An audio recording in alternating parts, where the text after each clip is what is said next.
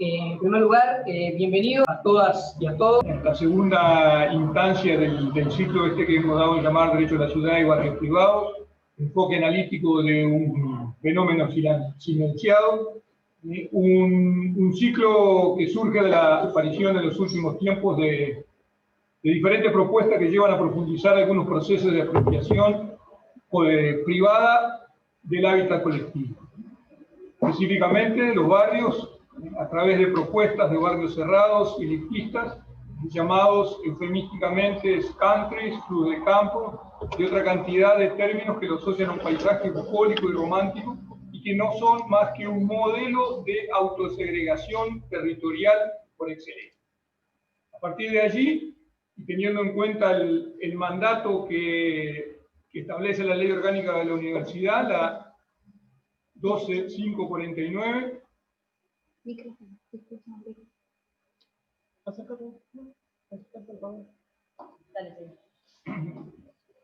que el artículo 2 de la 12549, la Ley Orgánica de la Universidad, que establece que entre los fines de la universidad está en contribuir al estudio de problemas de interés general y propender a su comprensión pública, defender los valores morales y principios de justicia, libertad, bienestar social, los derechos de la persona humana y forma democrática republicana de gobierno. Y acá nos parece que calzan muy justamente eso de los contribuir al estudio de los problemas de interés general y propender a la comprensión pública. Inspirado en aquello que decía William Morris por allá por fines del siglo XIX, ¿no? De que la arquitectura era aquello, todo el ambiente físico que rodea la vida humana, y que, sobre todo, decía, no podemos confiar nuestros intereses a un pequeño hombre de grupos instruidos, encargados de buscar, descubrir, moldear el ambiente donde habremos de vivir y luego maravillarnos de aprenderlo como cosa que es. Esto concierne, en cambio, a nosotros mismos, a cada uno de nosotros que debe vigilar y custodiar el justo ordenamiento del paisaje terrestre. Y ese espíritu democrático participativo que buscaba la inclusión de las opiniones y que buscaba la integración el involucramiento de la gente en cada uno de estos estudios, de estas propuestas, se complementa luego lo que decía el arquitecto Sarin, ¿no? Que el tema del territorio no interesa solamente a los urbanistas profesionales y a las autoridades municipales, sino a todos los habitantes. Esto merece especial énfasis porque a través de nuestros análisis, decía él, hemos llegado al convencimiento de que muy poco es lo que puede cumplirse en cuanto a mejoramiento urbano si la población de ciudades y villas, individual y colectivamente, no participan con su aporte positivo a la obra común. Inspirados en este sentido, o por este motivo, inspirados en el mandato de nuestra ley orgánica, estamos desde ambos colectivos académicos, del Departamento de Arquitectura, específicamente el área de estudios territoriales, y el Departamento de Ciencias Sociales, del CENUR Litoral Norte, sede Salto de la Universidad de la República, es que estamos poniendo estos temas arriba de la mesa, llevándolos al debate público y ayudando a hacerlo, tratando de ayudar para que sean comprensibles.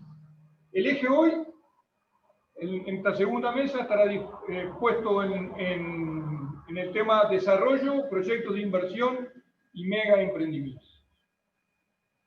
Y antes de cerrar, yo quiero hacer una pequeña reflexión que tiene que ver con un comentario que surgió hoy en Salto y que tiene que ver con la información que ha trascendido que la Intendencia de Salto estaría desmantelando la Oficina de Ordenamiento Territorial y cortando los vínculos laborales a personas que estaban desde hace un tiempo llevando adelante las tareas y sacando el equipamiento inmobiliario que existía en la misma y que mucho de ello era fruto de diferentes convenios de cooperación con la Dirección Nacional de Ordenamiento Territorial. Es la misma dependencia de la Intendencia que en la anterior mesa se hacía referencia a que hacía más de 30 años que venía trabajando en forma ininterrumpida y constante,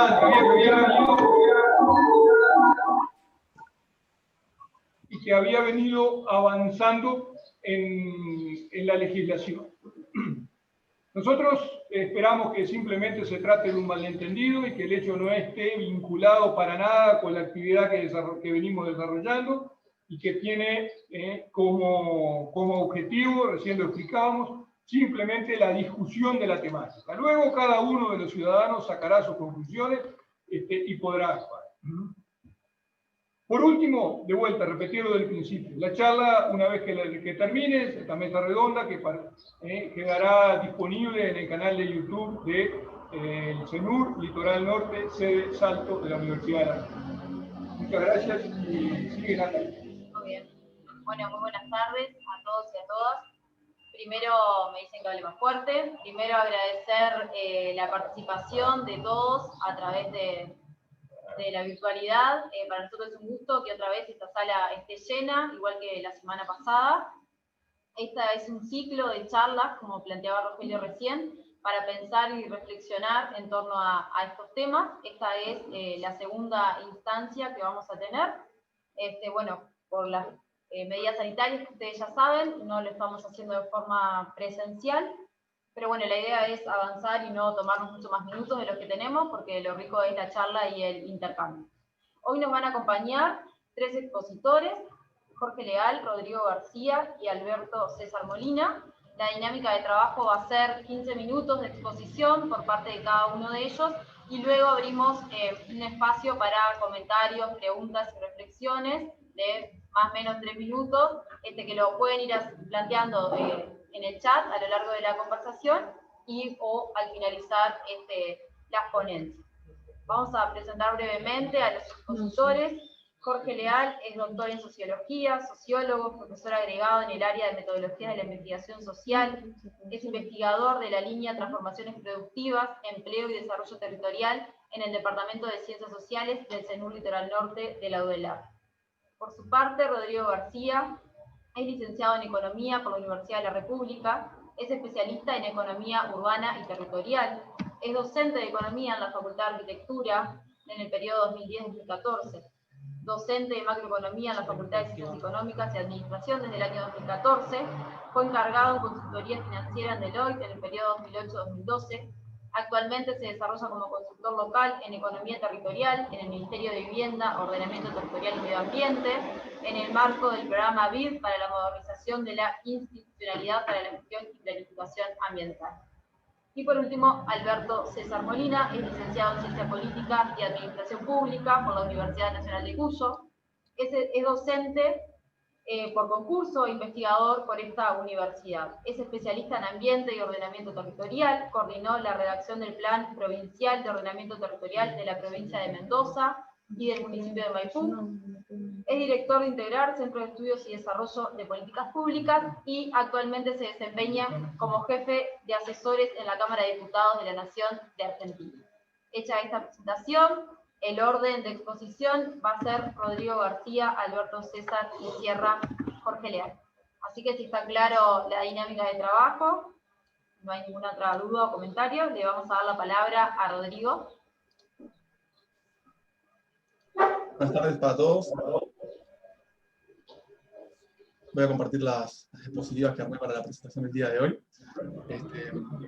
¿Se ven ahí? ¿Están viendo? ¿Sí? Bien, ok. Bueno, voy a comenzar rápidamente, porque tenemos unos pocos minutos. Voy a presentar algunos resultados de la investigación realizada entre 2018 y 2019 sobre la expansión de los barrios privados en el Uruguay. Este es el contenido de la presentación, que básicamente sigue el contenido de la investigación. En algunos puntos voy a profundizar un poco más que en otros, ¿tá? Por un tema de tiempo más que nada. Y nada, recordarles que está basado en este estudio realizado en la DINOT del año 2018-2019, que está disponible y pueden acceder a él si quieren seguir profundizando en la temática. La introducción. En el 2018-2019, cuando surgió esta investigación, el Ministerio recibía muchas consultas de diversa índole y diversos actores respecto a los barrios privados, existentes y posibles, la normativa aplicable, ¿no? Tema de máximos de áreas, temas asociados a la ley de ordenamiento territorial, asociados a los requerimientos que las intendencias le tenían que pedir a los nuevos fraccionamientos, etc., ¿no? no había una base, no existe en Uruguay una base nacional, un registro de barrios privados. Nosotros íbamos contestando las preguntas, digamos, como podíamos, muchas veces en consulta con los gobiernos departamentales, etc. Y surgió la idea de hacer esta investigación para tener un relevamiento de cuál es el estado de los barrios privados de este fenómeno en el Uruguay, ¿no? Habían algunas investigaciones hechas más que nada por la Facultad de Arquitectura, pero desde el sector público, digamos, no había un documento formal. Era un fenómeno que se consideraba invisibilizado, pero que estaba en expansión, y bueno, el Ministerio y la DINOT tienen una responsabilidad, ¿verdad?, nacional respecto a la política de ordenamiento territorial, en conjunto con los gobiernos departamentales, y por eso surgió la idea de esta investigación. Después, las primeras consideraciones son las siguientes. Es un tema delicado, es como difícil de abordar en el sentido de que como que es un fenómeno que no se quiere ver. Cuesta hablar del tema, cuesta hablar del nombre, uno habla de barrios privados y le responden sobre clubes de campo, es como que marca las diferencias sociales que hay en el territorio, ¿no? Y es un tema, digamos, delicado, por decirlo de alguna manera. Me pasó eso a lo largo de la investigación. Existen barrios privados en Uruguay hace mucho tiempo, pero hay poca información y estadísticas al respecto. Y los gobiernos departamentales parecería como que no se sienten orgullosos de tenerlos, pero los terminan aprobando. O sea, los barrios privados requieren la autorización del gobierno departamental, que exigen alguna cosa, pero a la larga, digamos, los terminan habilitando, digamos, como proyectos, ¿no?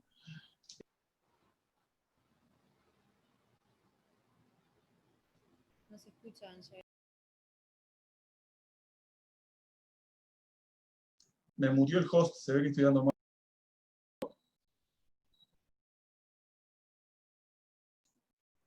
Bueno. Hola, me muteó el host. Se ve que no le gustaba la charla. No, perdón, estaba apagando otros micrófonos que había ahí. Bueno, Perdón. Entonces, bien. Esta es como la introducción, ¿no? Sobre el tema. Por otro lado, como uno ve la bibliografía, como que no existe un urbanista o expertos que hablen a favor de los barrios privados, ¿no? Es un fenómeno como que, en general, digamos, los expertos y la gente del urbanismo consideran que no son algo positivo, sin embargo, el fenómeno se expande, ¿no? Y a su vez, acá les puse algunos de los acuerdos internacionales, ¿no? Los objetivos de desarrollo sostenible que firmó el Uruguay, y bueno, habría que ver cómo se relaciona el tema de los barrios privados con la reducción de desigualdades y ciudades y comunidades sostenibles, que son algunos de los objetivos de desarrollo sostenible que Uruguay ha firmado convenios en ese sentido. Las problemáticas asociadas, esto fue un trabajo descriptivo, generar una base de datos y un estado de situación de los barrios privados en Uruguay al 2018-2019, o sea, no tiene un abordaje sociológico del tema, ¿ok? Se buscó hacerlo lo más descriptivo posible. Simplemente la descripción planteó acá algunas problemáticas asociadas a los barrios privados, como pueden ser la segregación espacial, apropiación privada de espacios públicos, elitización residencial, procesos de socialización burbuja, etcétera, ¿no? Cosas que ya están repetidas en la bibliografía. Y los beneficios existentes de vivir en un barrio privado, ¿no? Los supuestos beneficios por cual la gente accede a los barrios privados, ¿no? Mayor seguridad, mayor nivel de confort, asociados a la vida verde, tranquilidad, estatus social, servicios comunes exclusivos y de alta gama, ¿no? Convengamos que si los barrios privados existen es porque más allá de que se los habilita, también hay una demanda que satisface esa oferta, ¿no? O sea, están las dos patas, ¿no? Como en cualquier mercado, digamos. Bien, objetivo y metodología. Las preguntas que buscó responder la investigación fueron estas. ¿Cómo definir un barrio privado en el Uruguay? ¿No? Porque hay muchas definiciones posibles, ¿no? Entonces, dentro de esa definición, ¿cuántos barrios privados existen? ¿Dónde están ubicados? ¿Qué tamaño tienen? ¿Cuántas personas viven en ellos? Etcétera, ¿no? Una descripción general del fenómeno en el Uruguay.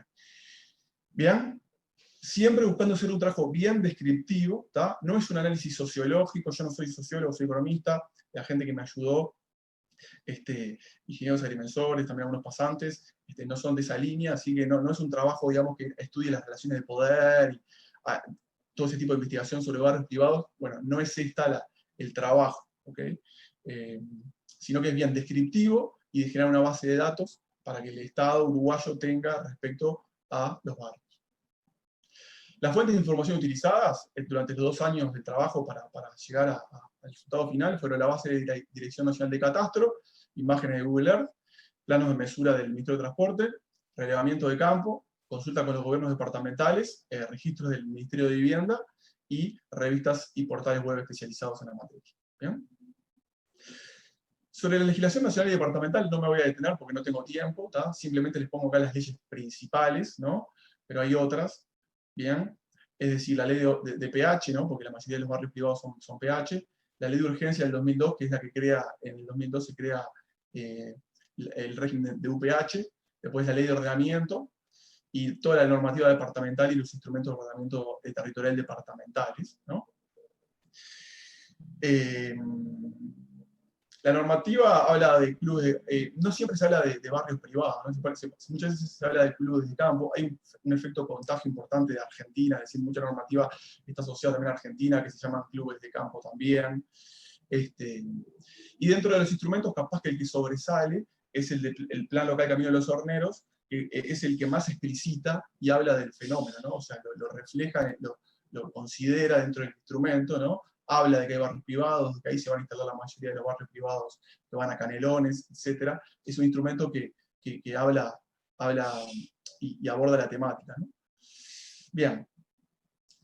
La definición de barrio privado fue uno de los problemas principales de la investigación. Se tomaron varias definiciones internacionales y se trataron de adaptar a la realidad uruguaya para tener una definición precisa, ¿tá? Hay muchas definiciones, muchos nombres, ¿no? Barrio privado, barrios cerrados, barrio jardín, clubes de campo, countries, urbanizaciones cerradas, y hay más, ¿no? En general, a veces la denominación por la cual la gente lo conoce al emprendimiento es más por un tema comercial y no por especificaciones técnicas o de urbanismo, ¿bien? Entonces nosotros tomamos todo digamos, las posibilidades y llegamos a esta conclusión, que viene en la diapo siguiente, sobre cómo definir un barrio privado. Tuvimos como 6 meses para llegar a la definición puntual que está en la diapo siguiente, ¿tá? Hay muchas definiciones, la que nosotros presentamos acá no es la única posible, ¿no? Puede haber otras, no es infalible tampoco, puede haber un caso que quede por fuera. Fue la mejor que nosotros logramos obtener con la información que teníamos, los recursos y el tiempo que teníamos, ¿tá? Esta es la definición operativa, que está en el punto 4.2 de la investigación. Se las pongo ahí textual para que la lean, ¿tá? Básicamente son urbanizaciones que tienen una superficie de suelo igual o mayor a 20.000 metros cuadrados, vías de circulación vehicular internas, su uso principal sea la residencia, posean acercamiento perimetral y tengan restricciones de accesibilidad a personas ajenas a la urbanización, ¿tá? Y hay un límite también ahí mínimo de cantidad de unidades habitacionales y de tamaño máximo de la parcela para poder considerarse un barrio, ¿tá? En el texto del informe está todo bien detallado, ¿tá? No voy a entrar ahora en detalle porque no tengo tiempo, ¿bien? Pero para que la tengan presente, la definición que se utilizó para hacer el relevamiento, ¿tá? La definición tiene consideraciones respecto del tamaño y la densidad del barrio, ¿no? Temas asociados a la categoría de suelo, porque se encontraron barrios privados en todas las categorías de suelo, inclusive la rural. Por lo tanto, cuando se quiso ponerla a la categoría de suelo dentro de la definición, la tuvimos que sacar, porque encontramos barrios privados en suelo categoría rural en Uruguay, por lo tanto no pudimos considerar la categoría de suelo. Lo mismo nos pasó con el régimen de propiedad. Uno podría pensar que en el régimen de propiedad común no hay barrios privados, la mayoría de los barrios privados se desarrollarían en propiedad horizontal o en UPH. Nosotros empezamos por ahí hasta que nos dimos cuenta que no, que hay barrios privados que son aglomeraciones de padrones comunes, son casos muy interesantes de analizar. Por lo tanto, no pudimos considerar tampoco el régimen de propiedad, y tuvimos todo un viaje interesante para llegar a la definición. Todos estos tecnicismos están en el documento, bien, y lo pueden leer bien de ahí. Entonces, vamos a los resultados, ¿tá? Y para después llegar a las conclusiones en estos pocos minutos que tengo de presentación.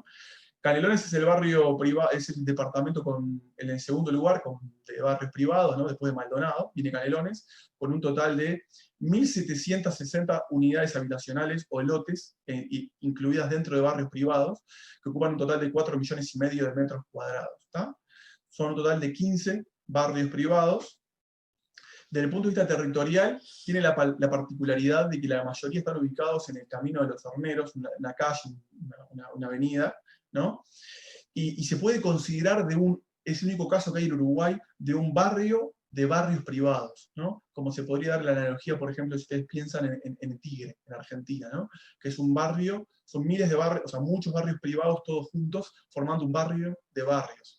Bueno, eso se podría ver de esa manera, de alguna manera, Camino de los Horneros, que tiene una agrupación muy importante de barrios, está en el propio plan, plantea que ahí van a ir nuevos barrios privados, y luego esta investigación, con los últimos datos que tengo, sé que han habido nuevos barrios privados ahí también.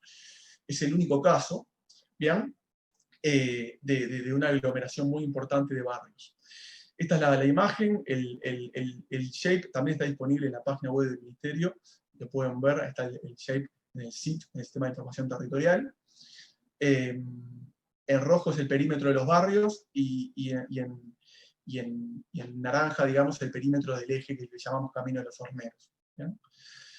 Para cada... lo que se hizo, la base de datos está presentada en el informe a través de cuadros de esta manera, que cada línea representa un barrio privado, ¿bien? Y con toda la información relevada. Entonces, este es un barrio de Canelones, este es otro barrio, el tercero, el cuarto, así, para todos los barrios, donde está el nombre, la localidad, la cantidad de padrones, el régimen de propiedad del padrón, UPH, padrón común o UPH, el área total de suelo ocupada por el barrio, la tipología, cerrado o semicerrado, que en esto no voy a entrar porque no me da el tiempo, el eje, si tiene un eje así que agrupa muchos o no tiene, el porcentaje de áreas comunes, las amenities exclusivas que tiene, canchas de golf, canchas de tenis, lagos, etc. Y la clase se definió dos tipos de barrios privados, de estatus o de seguridad, según el nivel de amenities que tenía. ¿Tá? Eso también lo van a poder ver en la investigación. Acá simplemente lo comento por arriba, por un tema de tiempo. ¿Tá? Entonces, la presentación se muestra así, en cuadros, ¿tá? Para todos los barrios privados identificados, ¿no? Esta es la primera parte del cuadro, y la segunda parte del cuadro, para los mismos barrios privados, presenta temas habitacionales y de vivienda, ¿no? Cantidad de viviendas 2011, según el Google Maps, ¿no? Visión aérea, cantidad de unidades según la Dirección Nacional de Catastro, cantidad de unidades según los planos de mensura inscritos en el Ministerio de Transporte, cantidad de viviendas en 2018 según Catastro, cantidad de viviendas en 2018 Google Maps, el porcentaje de ocupación, esto es cantidad de viviendas construidas sobre cantidad de lotes que tiene el barrio. O sea, puedo ver qué barrios son exitosos, o qué barrios están completos, ¿no? O qué barrios están, digamos, todavía les falta habitar, ¿no? El año de fraccionamiento del Ministerio de Transporte, y el inicio de la urbanización, donde, digamos, se abrieron las calles, se derribaron árboles, etc., según la información de Google Maps o Dirección Nacional de Catastro, según la disponibilidad.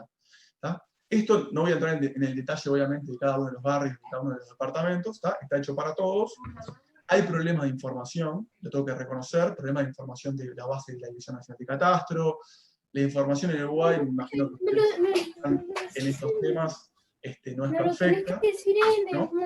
Entonces, nada, ahí puede entrar. tanto de la base de METOP como de la Dirección Nacional de Catastro, si un avance importante todo esto, por supuesto podemos mutear a Fernando, pero bueno, no es perfecto, ¿bien? Esto está bien explicado también en el documento, ¿bien?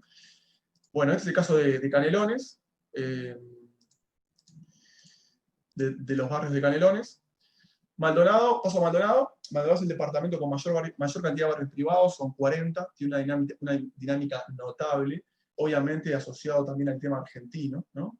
Todo esto gran parte de esto es importado desde la Argentina.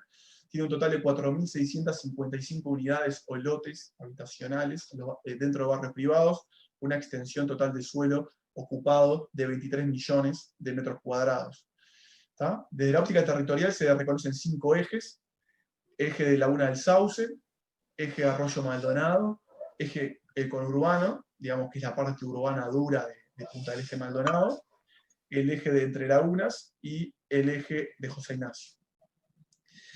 Lo mismo, toda la información de los barrios, cada uno de los barrios de Maldonado, los 40 identificados, está acá, bien, para que la puedan ver.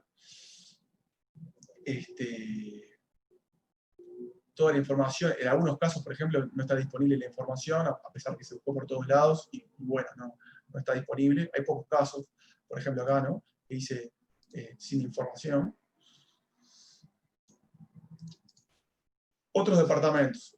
En el resto digamos, del país se encuentran 17 barrios privados por un total de 2.155 unidades, 6 en Colonia, 6 en Rocha, 2 en San José, 2 en Soriano y 1 en La Valleja. ¿Está? Bueno, acá está la información nuevamente para todos ellos. Como verán, por ejemplo, hay barrios privados que son una conjunción de posibilidades, ¿no? O sea, acá tenemos, por ejemplo, Carmelo Golf, son 4 padrones, pero que involucran todos los regímenes de propiedad posibles, ¿no? Después tenemos otro, por ejemplo, que ocupa 326 padrones, ¿bien? El de abajo. O sea, la posibilidad de barrios privados y todas las distintas alternativas no es infinita, pero es próxima. O sea, hay una enorme variedad de posibilidades por las cuales los inversores terminan concretando este tipo de emprendimientos. Todos los regímenes de propiedad, todos los tipos de categoría de suelo, etc. ¿Tá? Hay casos, como les decía yo, de suelo de categoría en propiedad común, ¿no? Lo cual es raro, porque, por ejemplo, diciendo el caso de Canelones, que me lo acuerdo muy bien porque fui, ¿no? Tenemos casos de 106 padrones, 105 padrones que están en régimen de propiedad común. Por lo tanto, acá no hay un régimen de copropiedad, no hay un reglamento de copropiedad, porque son padrones comunes. Pero obviamente tienen que pagar los gastos, entonces los privados se tienen que poner de acuerdo entre ellos, formar algún tipo de convenio, contrato para pagar gastos comunes, o que no haya un reglamento de copropiedad propiamente dicho. ¿Me explico? Hay casos extraordinarios de los regímenes en propiedad común, porque las calles son públicas, por lo tanto no se podrían cerrar. Hay algunos mecanismos un poco locos. Yo fui a muchos de estos barrios, y por ejemplo, en algunos que las calles son públicas, me dejaron ingresar, y fui con un vehículo del ministerio, ingresé, y entré a recorrer el barrio, y de repente me di cuenta que había un chico en un cuatriciclo que me estaba persiguiendo, porque claro, como yo no habitaba ese barrio, me perseguía en el cuatriciclo porque no me podía impedir el ingreso, digamos, ¿no? Y estuvo la media hora conmigo atrás mío, persiguiéndome hasta que me fui. Cosas realmente interesantes, que nada, pasaron. Bueno, yendo al resumen país. Esto es la torta de la cantidad de barrios por departamento, ¿no? Esto es el cuadro para todo el país, todo el Uruguay, son 42 millones de metros cuadrados ocupados por barrios privados, 72 en total. Esto seguramente aumentó, esto fue 2018-2019, ya vieron barrios privados que se están construyendo, etc.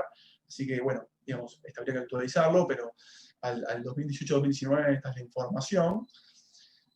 Un total de lotes de 8.570, un total de viviendas construidas de visión aérea, ¿no? Según Google Maps, de cerca de 3.000, y una cantidad máxima estimada de habitantes de 31.000 personas. Lo que hicimos acá fue hacer, según el censo, encontramos algunas localidades censales que coincidían exactamente con los barrios privados.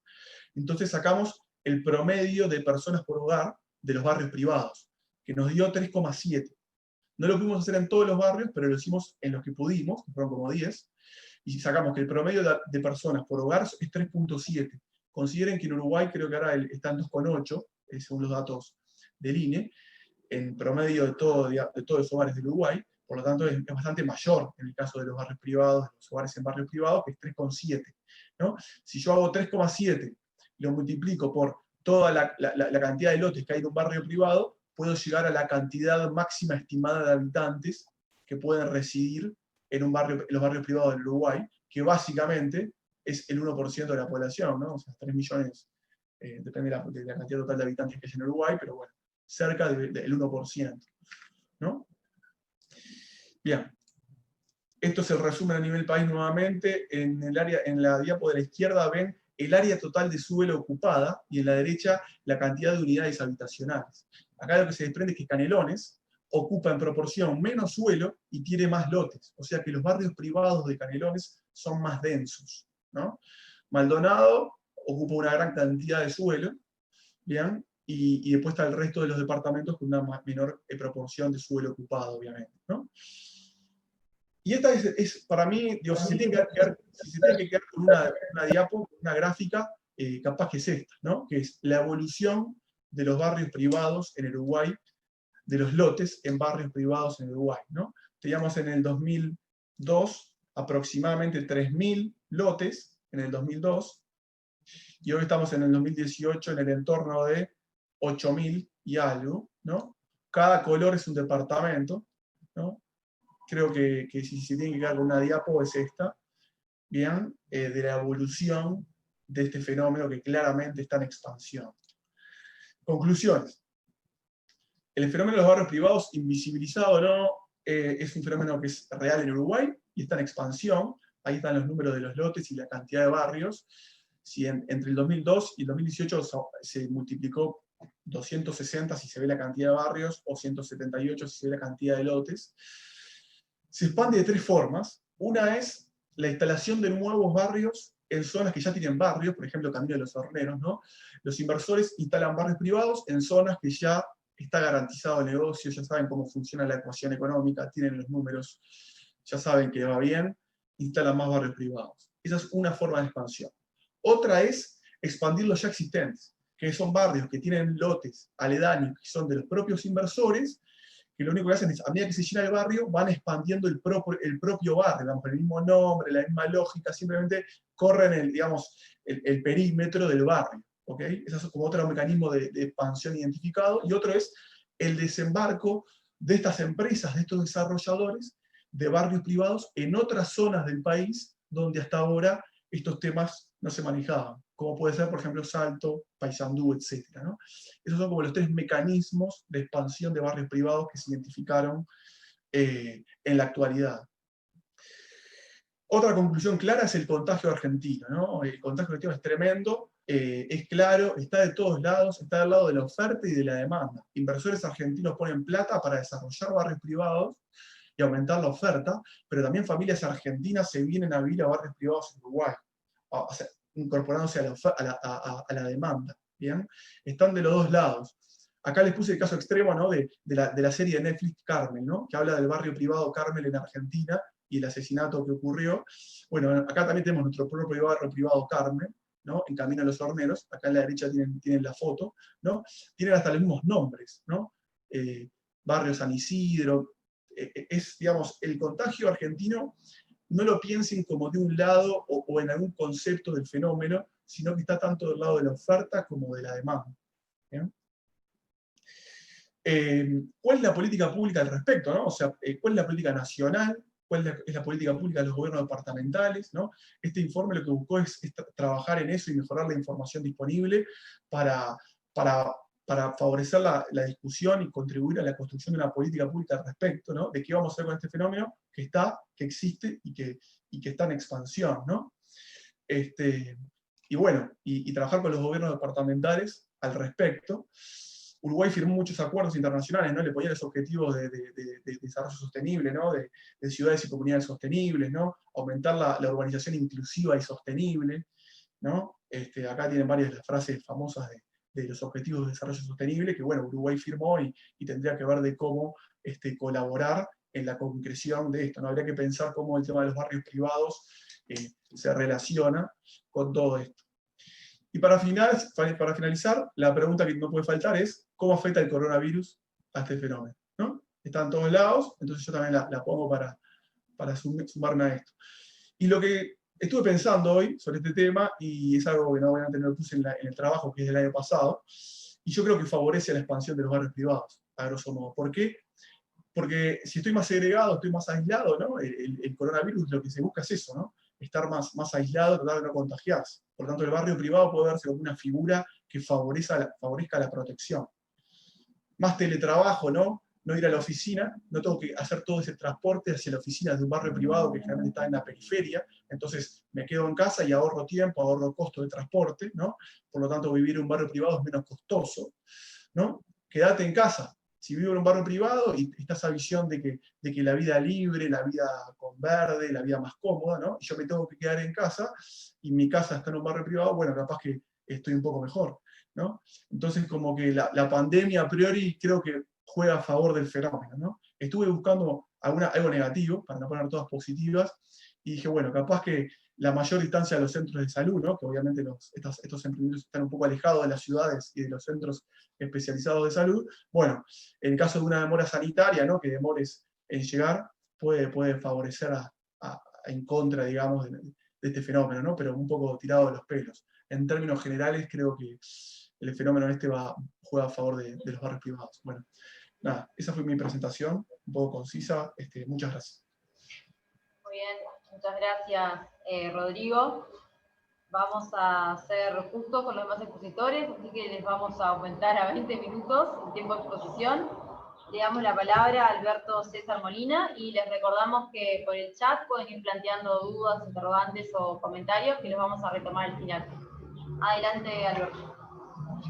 ¿Cómo les va? Buenas tardes a todos y todas.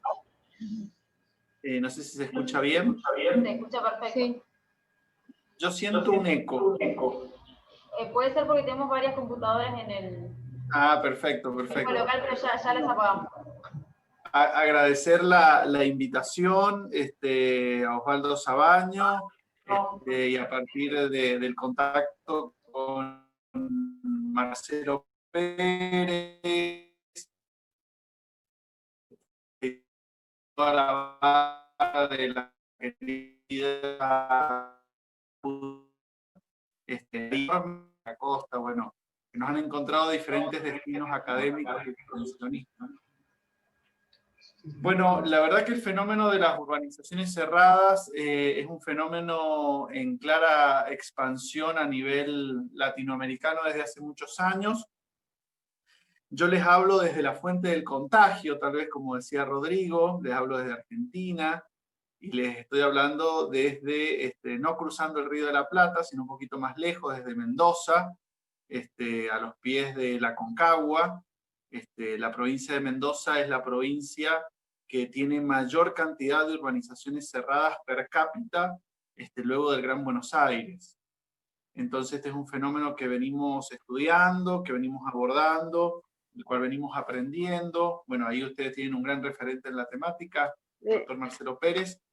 Y mi mirada como politólogo acá, es ¿oíste? Las implicancias ciudadanas, las implicancias políticas y estatales de las urbanizaciones cerradas.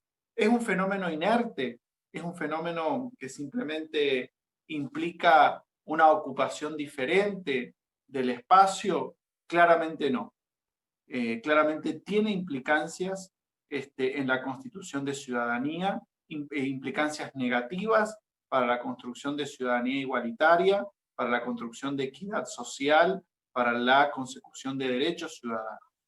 Y esto no es simplemente una opinión, esto es, bueno, la Argentina registra este fenómeno desde 1930, la primera urbanización cerrada se dio en lo que fue el Tortuguitas Country Club, en la provincia de Buenos Aires, y a partir de eso fue un fenómeno en expansión que toda esta categoría, por ahí lo que decía Rodrigo, en cómo nombrarlas, bueno, después de una exploración de bibliografía nacional e internacional, nosotros la englobamos en urbanizaciones cerradas. Dentro de ellos entran los barrios privados, los countries, las torres jardín y los mega emprendimientos que implican enclaves que son, los categorizaríamos como pueblos privados, ya que son un conjunto de barrios cerrados dentro de una misma configuración jurídica. Esto es importante, digamos, no es lo mismo diferentes barrios privados que están uno al lado del otro, claro fenómeno que también se da en Estados Unidos, bueno, Mackenzie es un autor que lo profundiza mucho, sino aquellos que ya desde su origen surgen como un pueblo privado y que van a contener en su interior diferentes barrios privados.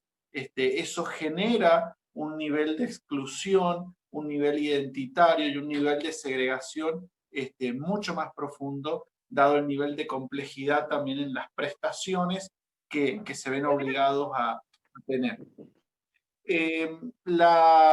La irrupción de las urbanizaciones cerradas es un claro impacto de la globalización en el territorio. Todas las ciudades que son tocadas por el proceso globalizador en América Latina tiene su impacto en la igualdad y la distribución de la riqueza. Siguiendo a De Matos, podemos decir que la globalización tiene claramente 5 impactos en el territorio. Se está dando desde la década del 70 hacia aquí una nueva base económica metropolitana.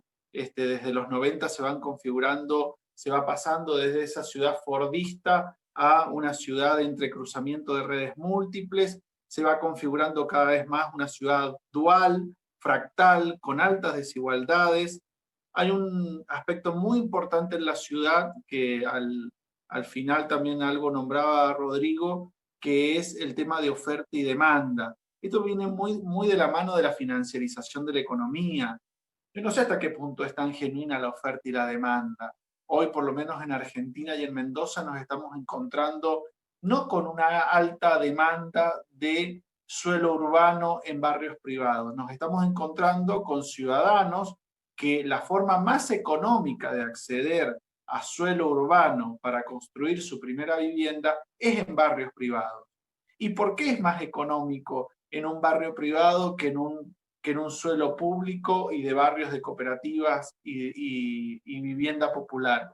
Porque claramente el Estado no está ejerciendo sus funciones redistributivas y las externalidades negativas que compone la urbanización cerrada no son incorporadas en ese valor de la tierra. Hoy, por lo menos, es la realidad en Argentina, y muchas veces también el Estado ha sido responsable con sus planes de vivienda. Aquí hay un programa muy famoso, Procrear, en sus diferentes líneas, que financian también urbanizaciones, la construcción de vivienda y adquisición de lotes dentro de urbanizaciones cerradas.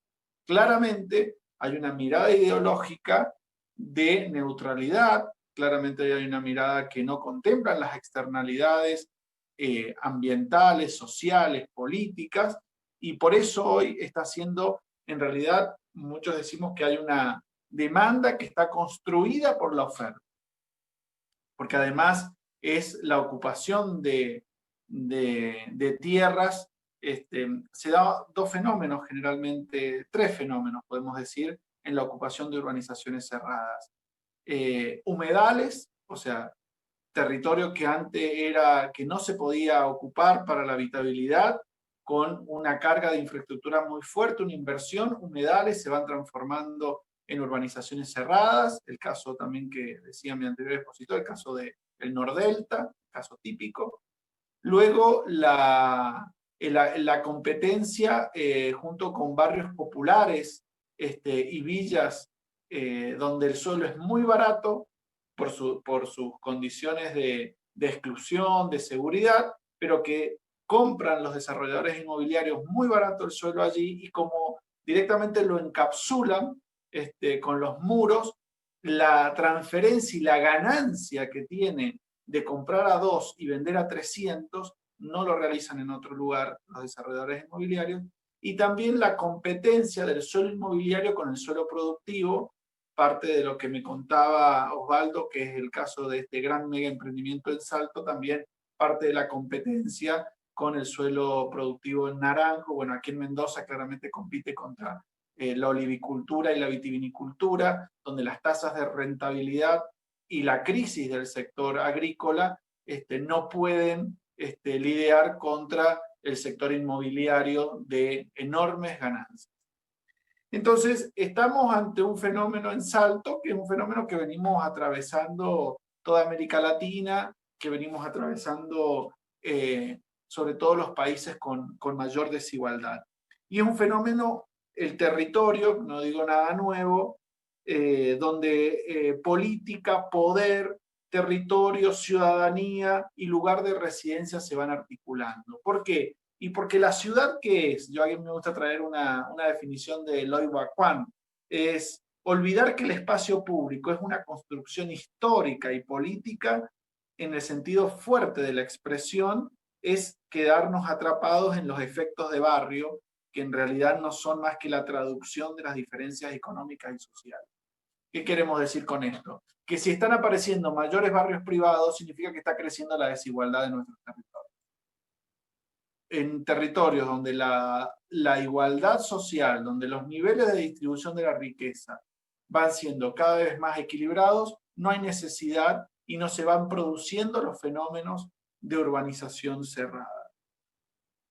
Porque las urbanizaciones cerradas tienen un efecto negativo en función de que destruyen las tendencias a culturas más equitativas, más igualitarias, son producto de una reafirmación de un modelo social dual, son parte del fracaso de las políticas del Estado, porque también en clave de gestión local y a partir de la experiencia que también hemos transitado, termina siendo beneficioso para el Estado,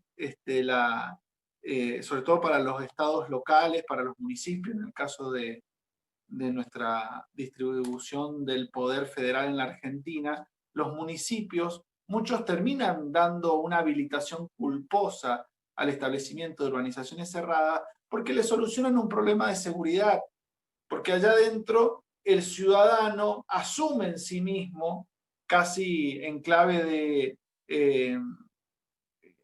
asumir toda esa libertad, pero también toda la carga que ello implica,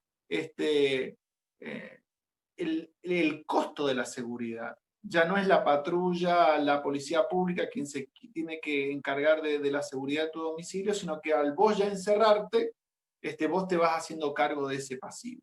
Y muchas veces estas son las externalidades que muchos de los que habitan y van a habitar la urbanización cerrada no la ven inicialmente, o los cálculos son en función de sus motivaciones de por qué, algo también decía Rodrigo, de por qué se va a vivir uno a urbanizaciones cerradas, o por qué hay familias, por lo menos el corte en la Argentina son familias jóvenes que van optando por esta nueva configuración de ocupación del territorio. Y acá claramente la urbanización cerrada tiene, y lo decimos muy claramente porque no es ideología, digamos, es experiencia empírica. La constitución de urbanizaciones cerradas y más del nivel de los mega emprendimientos claramente tienen efectos negativos en la constitución de ciudadanía, en la construcción de lazos de solidaridad comunitarios. A partir de un estudio del PNUD del año 2009, donde se estudiaron los grandes conglomerados de Argentina, el Gran Buenos Aires, el Gran Córdoba, el Gran Rosario y el Gran Mendoza. Este estudio del PNUD, y sobre todo en el estudio en ellos de las urbanizaciones cerradas, observó la relación directa entre educación y barrios privados. ¿Por qué? Porque cuando las clases medias y medias altas se retiran del espacio urbano, ocupando su residencia permanente en urbanizaciones cerradas, no solamente se van los ricos con su riqueza, sino que dejan a los pobres con su pobreza en el espacio público. Y sobre todo en tradiciones como la de nuestro país, de culturas mucho más heterogéneas, donde en una misma cuadra o en un mismo espacio urbano podíamos tener la familia del maestro y junto a la casa de alguien, de un albañil o de alguien trabajador mucho más sencillo, la circulación de capitales educativos en categorías de Bourdieu va siendo, y está demostrado empíricamente, que en aquellos lugares donde los sectores urbanos marginales son encerrados o apartados de aquellos otros espacios mucho más heterogéneos, los niveles educativos decrecen. Esto también se puede ver en los niveles de instrucción de las jefas de hogar, la precariedad laboral. Esto, vuelvo a decir, es un estudio de Naciones Unidas, donde evalúan la negatividad de la proliferación de las urbanizaciones cerradas, porque van generando mucha más desigualdad, y sobre todo en nuestro continente, que es el continente más desigual de la Tierra. Entonces, la instalación de enclaves urbanos, la instalación de enclaves con promesas de trabajo, con promesas de progreso y desarrollo, no me voy a expandir en esta idea porque Jorge Leal va a desarrollar el concepto de desarrollo mucho más profundo, pero estamos en un momento de transición global, estamos en un momento de crisis socioambiental, y la ocupación ineficiente e ineficaz del territorio genera impactos educativos en toda la comunidad, genera impactos en el mercado laboral, genera impactos culturales sumamente amplios. Ustedes imagínense la actividad solidaria, la propia actividad política, el momento de ir a compartir una propuesta política donde se va casa por casa. Hoy estamos en un mundo de redes, pero en la constitución de ese espacio público, de ese entramado, ya no podemos golpear la puerta de uno al otro, porque hay que pasar la barrera, el pórtico. Todos esos enclaves que se van generando una nueva tipo de sociabilidad, lo que algunos hablan apareamientos selectivos o urbanismo de las afinidades. Digamos, esto va debilitando la constitución de lazos sociales mucho más igualitarios. Y bueno, dada el calificado público que hay aquí, no me hace falta profundizar en estas categorías. Las urbanizaciones cerradas también aumentan las distancias y las brechas sociales, objetivas y subjetivas. Objetivas y subjetivas. Siguiendo a Simmel y Maristeles Vampa, podríamos decir que las relaciones predominantes que se establece entre aquellos que habitan la urbanización cerrada y los que están afuera son de 3 grandes modelos. El otro, el que está afuera, es el que me provee servicios. El jardinero, el empleado, la empleada doméstica, el proveedor de servicios. Entonces, el que está afuera es ese proveedor de servicios. El que está afuera es también el objeto de caridad. Muchas de las urbanizaciones cerradas organizan clubes, instituciones de fomento para ir a ayudar con responsabilidad social empresaria a esos contextos para hacerlos un poco más amigables. Y en esto con ciertos grados también hasta de perversidad, porque en realidad lo que estamos tratando es de contener cuando algunos de esos enclaves están muy pegados a un barrio popular que los antecedía. No es que los pobres llegaron después porque estaba el barrio privado. El barrio privado se instaló porque el suelo era mucho más barato. Entonces el otro es objeto de la caridad, o el otro es quien me presta servicio, o el otro es el peligroso, el oscuro, aquel que me obligó a venir a esta urbanización cerrada por mi sensación o experiencias de inseguridad, que es también parte de los motivos de los que se eligen para habitar una urbanización cerrada. Pero claramente allí, y me permito, y le voy a pedir a Rodrigo que me comparte ese estudio, digo, parte de esos datos que él analizaba, recuerdo haberlos leído también en algún estudio de Marcelo Pérez Sánchez en algún momento, pero en esa categorización que hace de barrio, de urbanizaciones por seguridad o urbanizaciones más de estatus, por lo menos en la experiencia argentina no está tan claramente definido. Se mezclan tanto las representaciones de aquellos que la habitan como la oferta propulsada en función de estatus o de seguridad. Porque en los pocos estudios que se han hecho, y sobre todo en la provincia de Buenos Aires, gran parte de los que decían que se iban a habitar a una urbanización cerrada por seguridad no habían tenido experiencias de inseguridad. Había sido todo esta instalación de una oferta y de una sensación de inseguridad, porque claramente sabemos que con la inseguridad hay sectores económicos que ganan. Entonces, parte de esos sectores que ganan en estos momentos también pertenecen a este tipo de enclaves. Querer construir o propiciar sociedades más justas, más equitativas, se da de bruces con la propagación o incentivo de urbanizaciones cerradas. Si queremos departamentos, si queremos comunidades mucho más igualitarias, mucho más solidarias, lejos está esto de construirse en propiciando mayor cantidad de urbanizaciones cerradas, propiciando y alentando, porque claramente estamos ante un fenómeno global, claramente estamos ante un fenómeno de financiarización de la economía y de utilización del suelo urbano para especulación financiera.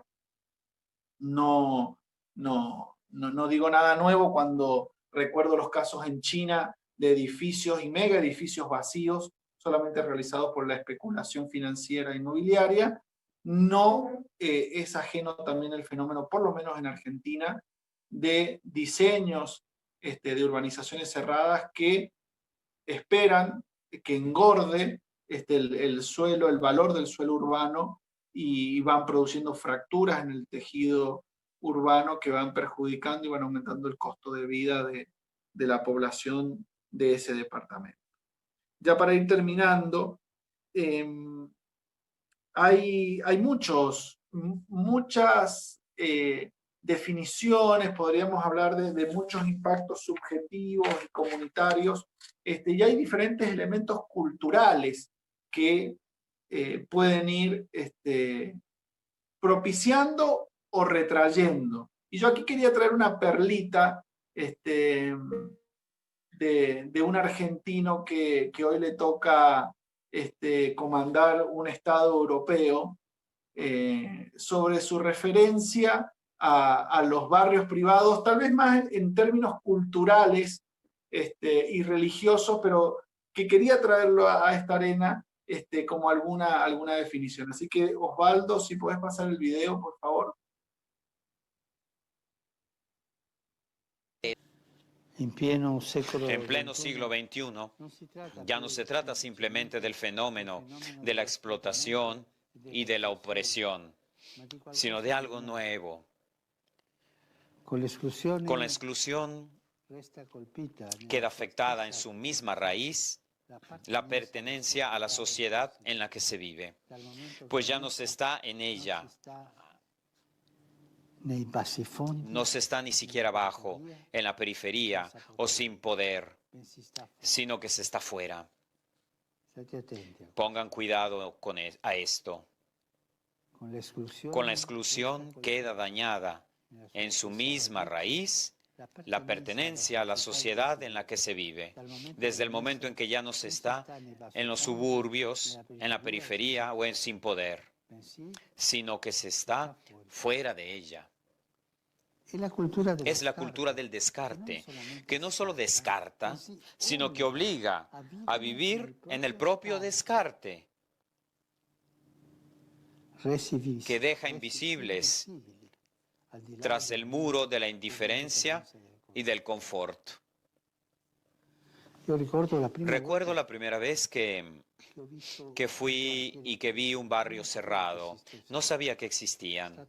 Fue en 1970. Tuve que ir a visitar algunos noviciados de la compañía y llegué a un país y luego, pasando por la ciudad, me dijeron, no, por ahí no se puede ir porque es un barrio cerrado. En el interior había muros y dentro estaban las casas, las calles, pero cerrado. Es decir, un barrio que vivía en la indiferencia.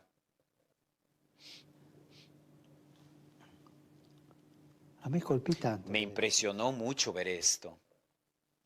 Pero después esto ha aumentado y está en todas partes.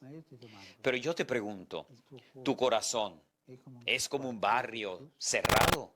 Bueno, ahí simplemente una perlita cultural, digamos, de Jorge Mario Bergoglio, poniendo como ejemplo, esto fue en una conferencia hace 2 semanas, de economía Os Francesco, que era un encuentro global de jóvenes economistas contra el modelo neoliberal, y Francisco ponía como ejemplo de la peor cerrazón del corazón humano los barrios privados.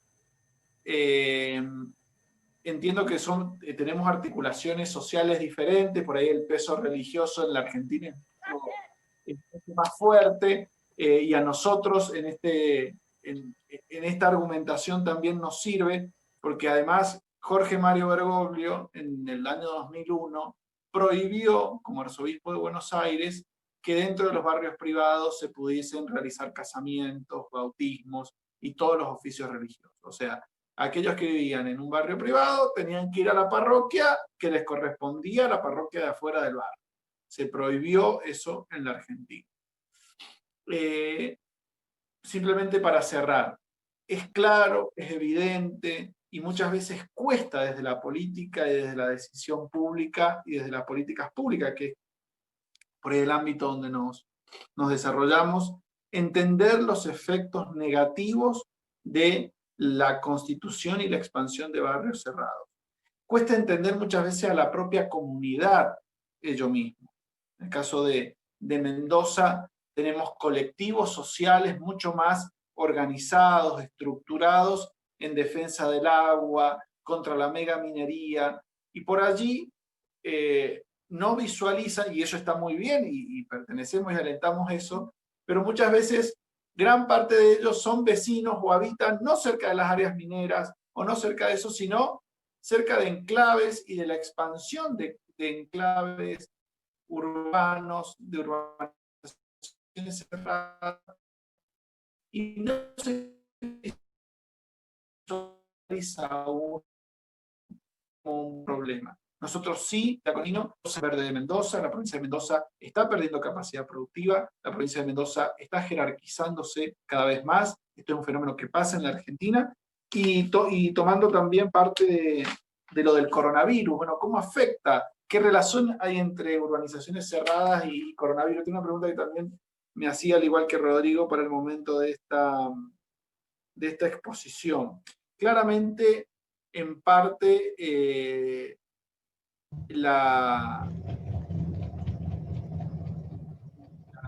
las metrópolis está incentivando la ocupación del automóvil, que venía un poco descenso por las políticas globales, y la vuelta a la ciudad difusa, la vuelta a la ciudad que va ocupando territorio periférico.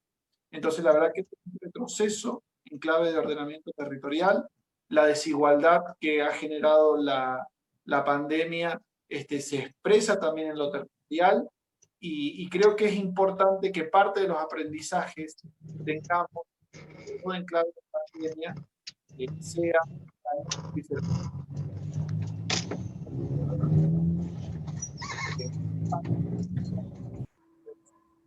simplemente eso. Muchas gracias. A la organización, gracias por la invitación, y a los compañeros de mesa, Rodrigo y Alberto. Como bien decía Alberto recién, en mi caso, a diferencia de ellos, no voy a hablar de organizaciones privadas específicamente, porque no es mi área de investigación, pero sí de inversiones, específicamente mega inversiones. ¿Qué tan factible es la relación, establecer una relación directa entre inversiones y específicamente mega inversiones y desarrollo? Específicamente con respecto a eso se hace una suerte de relación lineal, ¿no? Los mega emprendimientos, y cuanto más grandes son mejor, generan crecimiento económico, y el desarrollo económico, el crecimiento económico es básicamente entendido como desarrollo. Se entiende que ese crecimiento va a derramar principalmente a través de la generación de empleo, y eso va a llevar a una mejora de los indicadores de bienestar social. En primera instancia, ese esquema, digamos, que vincula mega emprendimientos, crecimiento económico, lo iguala a desarrollo en la medida en que derrama a través del empleo, que es el principal mecanismo de redistribución, y eso repercute en los indicadores de bienestar, es aceptado críticamente, digamos. No, se acepta como tácito, ¿no? Es decir, eso sucede así. Entonces veamos algún antecedente en el caso de Uruguay, si eso funcionó efectivamente así. Pensemos, todos sabemos, al menos aquí en Uruguay, supongo que Alberto también, el antecedente de Bosnia, que hoy día podemos llamarle UPM-1, esa planta, que fue una planta en su momento la primera inversión, la más grande de Uruguay, 1.200 millones de dólares, fue catalogada como de gran significación económica, y se amparó en una serie de políticas, la ley forestal y la ley de promoción y protección de inversiones. Ese emprendimiento de capitales extranjeros, inversión extranjera directa, que comienza la construcción en abril de 2005 y finaliza la construcción en noviembre de 2007, genera en ese momento en torno a 7.000 puestos de trabajo. Eso tuvo, lógicamente, como sabemos, un fuerte impacto en la localidad donde se instaló, que fue Fray Ventos, y en los alrededores. Básicamente, generó mucho empleo en la fase de construcción, de instalación de la planta, en buena medida empleo local, pero también trabajadores que llegaron de otras partes de Uruguay y de otras partes del mundo. Si nosotros, bueno, luego, como sabemos, en diciembre de 2009 se transfiere a UPM, por eso podemos hablar hoy día de que fue la primera planta de la finlandesa en Uruguay. Veamos qué pasa hoy día. Bueno, claro que tuvo un impacto en el crecimiento económico. Y si nos quedamos ahí, obviamente esta pastera, esta planta, generó riqueza para el país. Aporta el 1,4% del PBI nacional. Estos datos son datos de la propia empresa. Veamos qué pasó con los puestos de trabajo, porque las expectativas con respecto al impacto de Bodnia, en este caso, después UPM, se centraron muy fuertemente, y la legitimidad social y los consensos políticos que se obtuvieron en la generación de empleo. Hoy día la empresa dice que genera unos 560 empleos directos, 3.710 empleos de proveedores directamente vinculados, pero que están distribuidos en 11 departamentos, en una red que vincula a 235 empresas contratistas y más de 580 proveedores. Además, habla de 1.690 puestos de trabajo inducidos. En total, unos 6.000 puestos de trabajo. 6.000 puestos de trabajo que no son 6.000 puestos de trabajo en la localidad donde se instaló, en el área de localización. En el área de localización, empleos directos, la empresa dice entran 800 personas por día a la fábrica, a la planta de Fray Ventos. De esos, en torno a 300 son de la localidad, no más. Entonces, eso nos da una pista de cuál es el impacto. Esta inversión era de 1.200 millones de dólares. Que claramente fue muy significativo el impacto, pero coyuntural. Y hoy día ese impacto, que sí existe, que sí lo tiene, se distribuye a nivel nacional, con muy poco empleo directo, con una cantidad mayor de empleo indirecto a través de la red de proveedores y una parte de puestos de trabajo inducidos por la localización de esta empresa. Como sabemos, después de la historia, esto fue superado por las que siguieron, y ahora se está planteando la instalación de UPM2, que va a ser más grande aún. Y nuevamente se vuelve a plantear este debate: ¿cuánto de desarrollo generan estos emprendimientos? Entonces, lo primero es entrar a discutir, bueno, ¿qué tenemos por desarrollo? ¿Qué queremos decir cuando decimos que estos mega emprendimientos generan desarrollo? Veamos qué pasó con algunos datos a largo plazo de algunos indicadores. Esto es, la gráfica muestra la tasa de desempleo, la evolución entre 2006 y 2019. El rojo es Río Negro y el celeste es el total del país. La tasa de desempleo es un indicador de la demanda de empleo, es decir, de cuál era el nivel de demanda de empleo en ese lugar. En este caso, el departamento de Río Negro comparado con el total del país. Como vemos aquí, comienza la serie con una tasa más baja, con menor demanda de empleo con relación al país. Eso después presenta un pico aquí, donde supera al total nacional en 2014, pero termina la serie nuevamente algo por debajo. Sí aumentó con relación a la brecha, mejor dicho, se disminuyó con relación al total nacional, pero aún así no podemos observar un impacto significativo de la localización de Bodnia o de UPM ahora en ese departamento. Pasemos ahora a una segunda gráfica. La informalidad laboral. Este tema es clave. ¿Esto qué significa? El porcentaje de ocupados no registrados a la seguridad social, es decir, trabajadores en negro. En 2006, Río Negro tenía una informalidad laboral más baja que el total nacional. Mientras que la informalidad laboral, el empleo no registrado, cae en todo el país, aunque después vuelve, se estabiliza. En el caso de Río Negro presenta fluctuaciones y termina la serie 5 puntos arriba del promedio nacional. Es decir, comienza 2,5 puntos abajo que el total del país y termina siendo 5 puntos mayor. Es decir, hoy día, a 2019, pasado un tiempo de la localización de este mega emprendimiento, de esta mega inversión, la informalidad laboral en Río Negro es más alta que en el país. Para no quedarnos solamente con datos de tipo económico, veamos otro más, el índice de desarrollo humano. Este indicador compuesto del Programa de Naciones Unidas para el Desarrollo intenta medir ese concepto, muestra cómo, en el caso de la misma comparación, Río Negro en rojo y en celeste total nacional, esa brecha que era muy pequeña en 2008 termina siendo bastante más amplia en 2018 en este caso, que es cuando se informa este dato. ¿Sí? Entonces, el desarrollo humano, medido como lo mide el Programa de Naciones Unidas para el Desarrollo, a través de las dimensiones que considera, educación, salud y nivel de vida, muestra que en el caso de Río Negro la situación es más desfavorable en ese indicador compuesto que en el total nacional.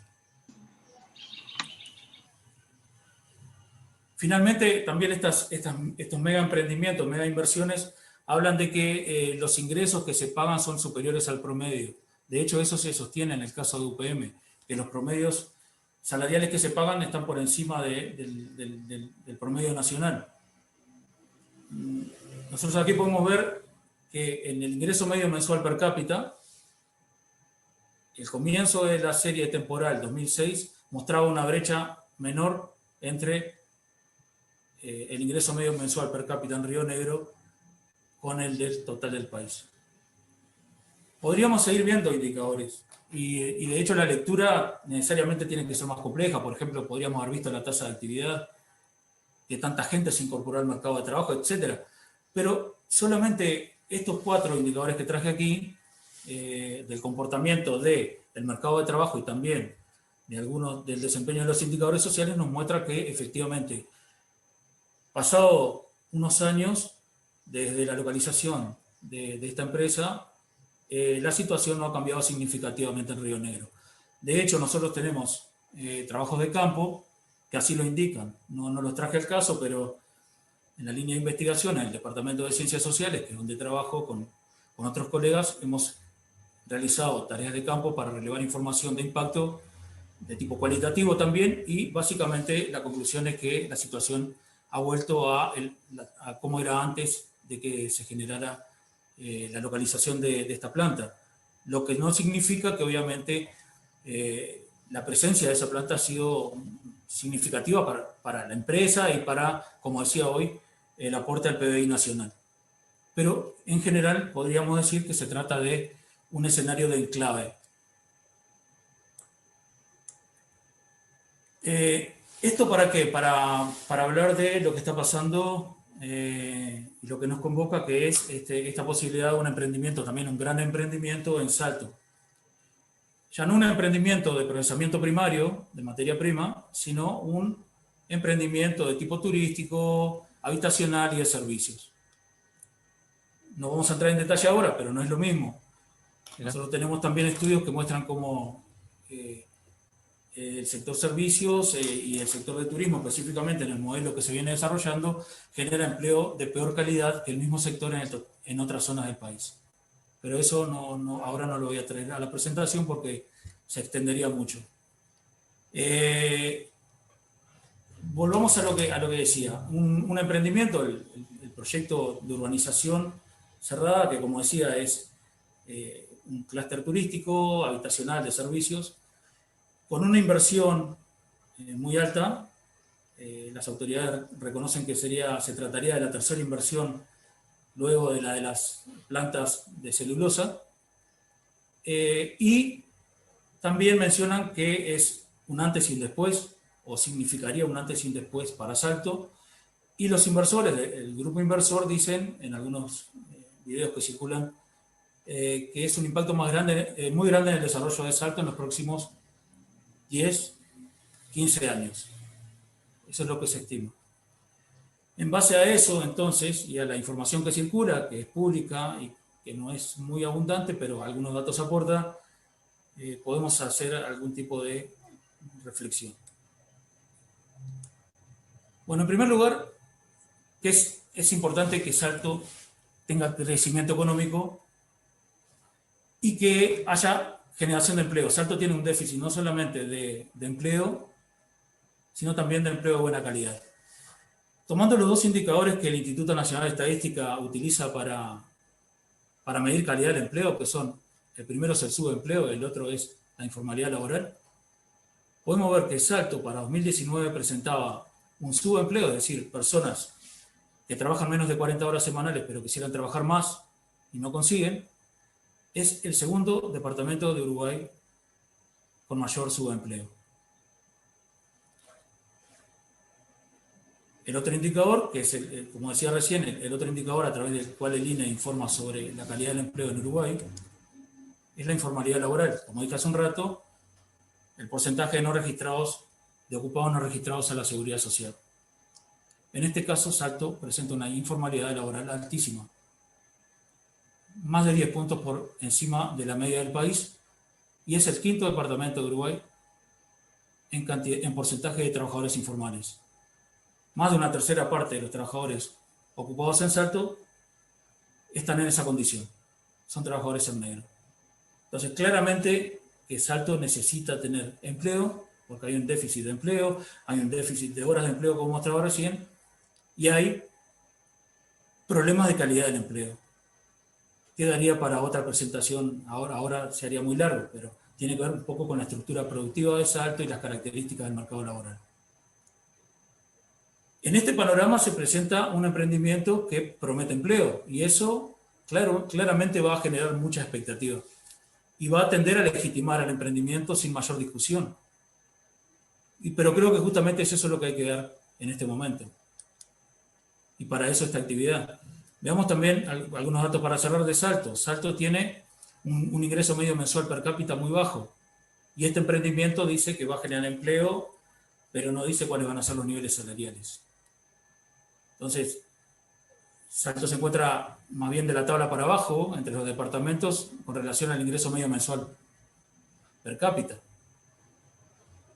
Y también es un departamento con una importante desigualdad en la distribución del ingreso. Es el tercer departamento, cuarto, en el coeficiente de Gini, que mide la desigualdad en la distribución. Por lo tanto, la situación es muy, muy precaria en términos de casi todos los indicadores que manejemos. Y en este panorama es que aparece esta promesa de una inversión muy significativa que tendría impacto en la generación de empleo. Pero, ¿cuánta información manejamos de esto? Que van a ser 13.500 puestos de trabajo. Eso es mucho. Son más que los trabajadores del sector de comercio, por ejemplo, para que tengan una idea.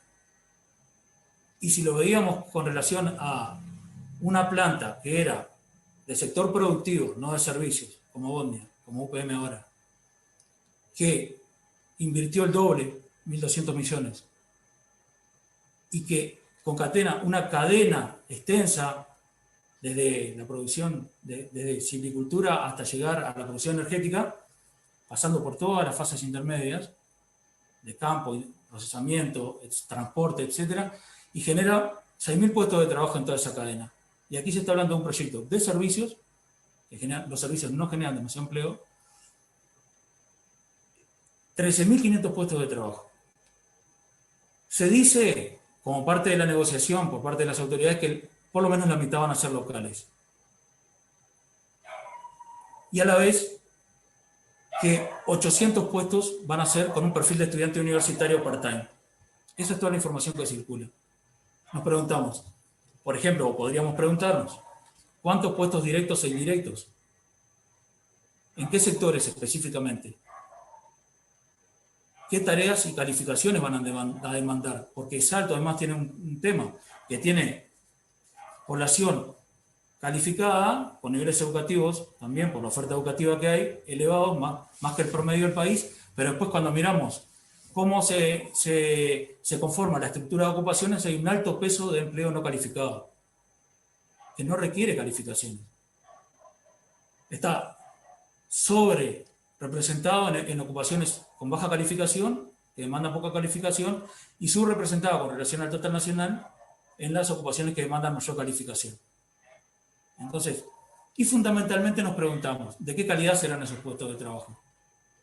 Por lo que decíamos recién, y algo se ha dicho, no cualquier trabajo, no cualquier empleo genera desarrollo. De hecho, los Objetivos de Desarrollo de la Agenda 2030 de Naciones Unidas incorpora como objetivo al trabajo decente, pero el concepto de trabajo decente no es el de cualquier trabajo. Es un trabajo con determinados salarios, con determinados tipos de contratos, determinados tipos de protecciones, y nada de eso está claro aquí. Entonces, podemos ver que esta relación no puede afirmarse con la información que circula, y la deberíamos pedir, o al menos intentar conocer. Para ir finalizando, entonces creo que este debate tiene que ir más allá de que se dio el otro día, que fue muy interesante, y creo que es clave, que es el de la necesidad de modificar parcialmente el Plan Local de Ordenamiento Territorial. Esa cuestión técnica que yo no manejo, y acerca de la cual estuve aprendiendo el otro día, lógicamente tiene muchas implicaciones y técnicamente es muy discutible. El otro día toda la mesa 1 giró en torno a eso. Me pareció súper interesante. Pero creo que aun cuando esta inversión se localice en un área permitida que no implique modificación parcial del plan local de ordenamiento, eso no invalida todo el debate sobre si genera desarrollo o no genera. Y eso es clave, ¿por qué? Porque esta inversión se fundamenta en muy buena medida en que va a generar desarrollo, ¿no? Entonces, aquí aparece tachado, inversión es igual a desarrollo, eso no puede ser asimilado de esa manera. No es igual, ¿no? En todo caso, podemos hablar de que las inversiones responden a una estrategia de desarrollo. Eso sí me parece más interesante de discutir. En este sentido, por ejemplo, el modelo de desarrollo social y territorialmente cohesionado que propone la Ley de Ordenamiento, que está en los principios rectores del ordenamiento territorial, la cohesión territorial, la cohesión social, se opone a un modelo que, en el caso de que esta iniciativa responda o refleje un modelo de gestión territorial, a un modelo fragmentado, un modelo, como decían hace un rato los compañeros, que es excluyente. Entonces, el desarrollo no es ni bueno ni malo. El desarrollo también puede ser desigual, puede ser concentrado, puede ser excluyente. De hecho, el modelo de desarrollo latinoamericano es territorialmente excluyente y desigual. Y la CEPAL llama la atención con respecto a que ese es un gran obstáculo para el desarrollo. Entonces, el desarrollo no es nada. Dicho, es un término que tiene muchas significaciones y que utilizado de esa manera no significa nada. Pero sí, ¿cuáles son los modelos de desarrollo? Y eso nos lleva a algo muy importante, que es cuál es el papel que el Estado, en este caso el Estado a nivel local, asume con relación al desarrollo. En este sentido, la política pública, en este caso ordenamiento territorial, responde a conceptualizaciones sobre el modelo de desarrollo del departamento y del país también, podríamos decir, en los últimos años. La construcción territorial, si entendemos al territorio como espacio socialmente construido, tenemos que entenderlo como un espacio de conflicto, de disputa entre proyectos de diferentes actores. En lo de que el gobierno local adopte una posición, digamos, que claramente está alineada a una serie de intereses, refleja también una posición con respecto a su rol en el desarrollo y al modelo de desarrollo que sostiene. Y eso entra en contradicción con los lineamientos de la Ley Superior de Ordenamiento Territorial, que es la LOT. Por otro lado, no menor, institucionaliza la desigualdad. Todos sabemos que la sociedad salteña es desigual, recién veíamos el coeficiente de Gini. Pero una cosa es saberlo, otra cosa es que eso se concrete espacialmente y que se concrete a partir de la promoción del Estado a una iniciativa típica de mercado, ¿no? De actores del mercado, que hoy, lógicamente tienen otros intereses, no está mal ni bien, pero son otros intereses. Y una cosa, también para el final, que supone la ley y que tampoco está contemplada, es la participación ciudadana en el proceso de decisión, pero no solo de decisión, sino también de control, ¿no? Lo que se llama, bueno, la responsabilidad social de las empresas, y máxime cuando son este tipo de inversiones. Eso es necesario para que haya legitimidad, para que estos proyectos tengan legitimidad, que sean muy discutidos, que participen más actores, que no se limite a la esfera estrictamente política de la Junta Departamental, del Legislativo local, y que además hayan otras opiniones técnicas en los diferentes aspectos que involucran el proyecto. Me parece en ese sentido que valoro mucho que la universidad a la que pertenezco haya decidido decir algo con respecto o al menos proponer un debate sobre este tema, ¿no? Y yo creo que por ahí dejaría mi presentación. Muchas gracias por la atención. Muchas gracias, Jorge. Muy bien, ahora abrimos un espacio para poder realizar comentarios, reflexiones o preguntas en relación a las diferentes presentaciones que escuchamos. Pueden hacerlo verbalmente o por el chat. A ver ahí. Felicitaciones para Jorge. Entonces, en definitiva, estaríamos con los barrios privados, a ver si ando bien, en el continente más desigual, aumentando la desigualdad, ¿no? Adentro del país menos desigual, pero en uno de los departamentos más desiguales. O sea, ahí va a ser un trabalengua con ese planteo, ¿no? Con lo que vienen planteando. Y me parece que es interesante porque han ido complementando. Me gustaría algunas opiniones de los participantes, de la platea, vamos de alguna forma. Ahí felicitan a los tres expositores. Nosotros vamos a pasar el correo que hemos hecho para estas actividades. Si le podemos enviar a pedido, le podemos enviar las presentaciones a la medida que las vayamos teniendo, ¿no? Porque eso algunos ha pedido, así que estaría bueno que quiera que nos escriba al correo que es territoriolitoralln@gmail.com. Ya lo escribo en el chat.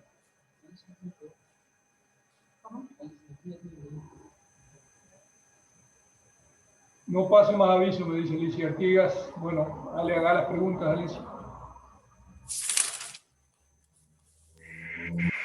Hola, todo buenísimas las presentaciones, la verdad que impresionante la cantidad de datos y la cantidad de conceptos súper interesantes.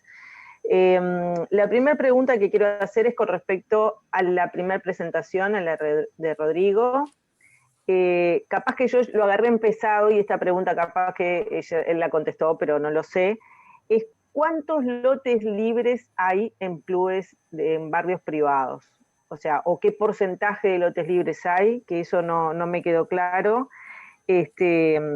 Y después con respecto a la segunda presentación, a la de Alberto, que me pareció muy interesante esa comparación con Argentina y sobre todo pensando en que yo no sabía, obviamente, que Mendoza es un territorio que tiene esos récords, que realmente me pareció impactante esa realidad de tener una economía que va dejando la producción agropecuaria o la producción, digamos, vinculada a la tierra y pasa a la producción inmobiliaria de nuevos productos como estos.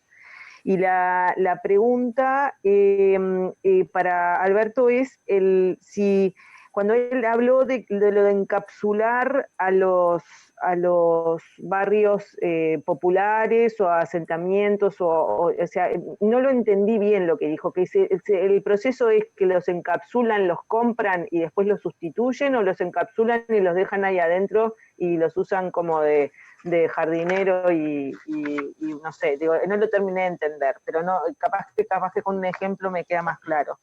Y después con la presentación de Jorge, que me hizo gracia lo de crecimiento económico y desarrollo con la palabra derrame, porque yo a esta altura ya la tengo como uno de esos chistes que te hacen los economistas del derrame, que nadie se los puede creer, porque ya llevamos cuántos años con la historia del derrame. Nadie se lo cree, o sea, solamente algunos economistas se lo pueden creer. Y con respecto a lo que él planteaba, lo que Jorge planteaba de la calidad del empleo, yo me imagino que debe ser muy difícil aislar los efectos de esas gráficas que él presentó del empleo, de las cosas, pero en algún momento él dijo algo sobre un enclave de crecimiento económico en términos del impacto propio de un mega emprendimiento alrededor. Ahora, ¿qué hay? ¿Cómo se miden los procesos en el tiempo del desarrollo? O sea, de la atracción de gente para un emprendimiento, la instalación de personas que vienen de otros departamentos, empiezan a ocupar tierras de repente informalmente, después esas personas adquieren algún tipo de empleo informal, que era lo que él presentaba, y después esas personas quedan flotando por ahí o arrancan para otro departamento, para otro emprendimiento. O sea, hay un proceso social ahí un poco más complejo que no sé cómo lo miden en términos económicos. Eran esas tres cosas. Gracias. Antes de pasarle la posta, le agrego una pregunta que hay de Leonardo Verme, supongo que para Alberto. ¿Cuál es la política argentina en cuanto al desarrollo de este tipo de emprendimientos, de estímulo o desestímulo? Y luego hay un pedido de MP que tiene un comentario. Y hay un comentario de Carla Distacio. Las intervenciones de hoy nos dejan muy claro cómo desde el OT generamos ciudadanía y sociedad. Qué importante es pensar y decidir qué ciudad queremos y qué importante es el rol del Estado y políticas públicas. Muy buena la pregunta. Dejamos a MP que haga el comentario y después le damos a los panelistas. Gracias, Alicia. Buenas tardes. MP es Mijail Pastorino por bueno. Hay que adivinar. Sí, estoy medio incógnita acá, pero yo no puse eso, no sé por qué apareció. Acá sale MP. Bueno, no, en realidad, a mí la duda, muy buena la información. La duda que me genera todo esto es simple. Yo quiero saber si acá hay algún punto intermedio. Es decir, este tipo de emprendimiento,